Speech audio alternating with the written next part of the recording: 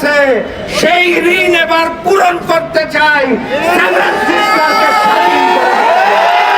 আজকে আরো বহুদূর এগিয়ে এসেছি। পরের বার এখানে থামবো না, দূতাবাসে ঢুকে যাবো ইনশাআল্লাহ।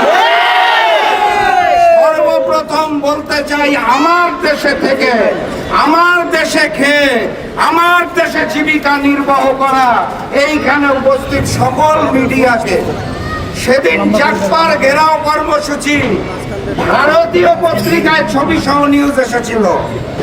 আপনারা মনে করেন ক্ষমতায় থাকতে হলে বোধহয় হিন্দুস্তানের বন্ধুত্ব প্রয়োজন।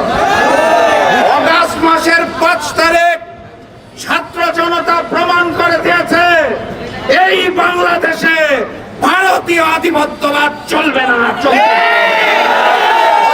যারা নতুন করে নরেন্দ্র মোদী আর হিন্দুস্তানের সাথে বন্ধুত্ব করতে চাইছেন, সেই বড় দলকে বলতে চাই, নতুন জালেম হবেন না।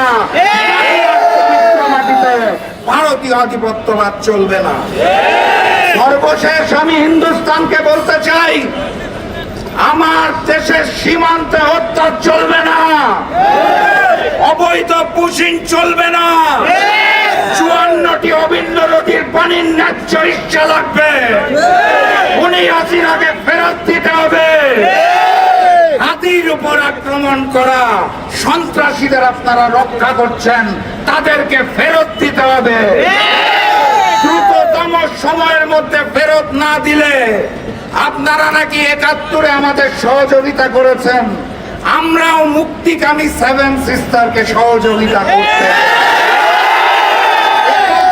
যদি কোনো ঋণ থাকে আপনাদের কাছে, সেই ঋণ এবার পূরণ করতে চাই। 7 সিস্টারকে স্বাধীন করে আর আমার দেশের প্রশাসন যারা পিছে দাঁড়িয়ে রয়েছেন, তাদেরকে বলতে চাই, বাংলাদেশের মুক্তিকামী জনতাকে আপনারা রুখতে পারেন, ভারত থেকে আসা গুলি রুখতে পারেন না কেন? আপনাদের কাছে তথ্য থাকার পরেও আপনারা যদি হিন্দুস্তানি গোলামি করার জন্য প্রস্তুত থাকেন, তাহলে আপনাদের বিরুদ্ধে আরো একটি অভ্যুত্থান হবে ইনশাআল্লাহ।